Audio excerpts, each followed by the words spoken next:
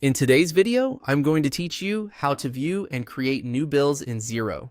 By the end, you'll feel confident finding your current bills and adding a brand new bill, so it's ready for approval and payment. Let's start by heading to the Purchases area in your Xero dashboard. Depending on your layout, this may appear under Business, then Bills to Pay, but the idea is the same. Click Purchases to open the bills list. Here, you can immediately see all your bills in one place. Take a moment to scan the page so you're familiar with what you're looking at. You'll see bills grouped by status like draft, awaiting approval, or awaiting payment, along with supplier names, dates, and amounts. If you're looking for a specific bill, the search bar and filters are handy, but for now, we're focusing on creating a new one. To add a bill, click New Bill. If a small menu appears, choose New Bill again to open a fresh bill entry screen. This brings up the form where you'll enter the bill details. Start with the From field and select the supplier the bill is coming from.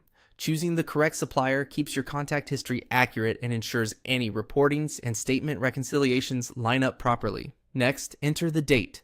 This should match the invoice date on the supplier document. The date impacts your reporting period and can influence due date calculations, so make sure it's correct. Then enter the due date. Use the payment terms you have with the supplier. For example, due on receipt or net 30 days. So Xero can track when the bill is payable and surface it appropriately in your cash flow. Add a reference. This is typically the supplier's invoice number or a purchase order number. Consistent references make searching and matching documents easier later, especially during audits or reconciliations. Now, select the item. Pick the relevant product or service item so Xero can automatically fill in details like descriptions, prices, accounts, and tax settings. Take a quick moment to confirm the quantity, unit price, and any tax treatment are correct for your region and this particular purchase.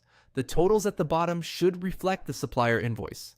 If they don't, recheck the item selection and amounts. Once everything looks good, click Approve.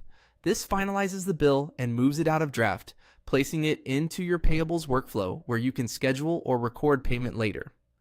Only approve when you're confident the details match the supplier invoice. That's it. You viewed your bills, created a new one, filled in the key fields from date, due date, reference, and item, and approved it. Keep this flow in mind each time, and your payables will stay accurate and up to date.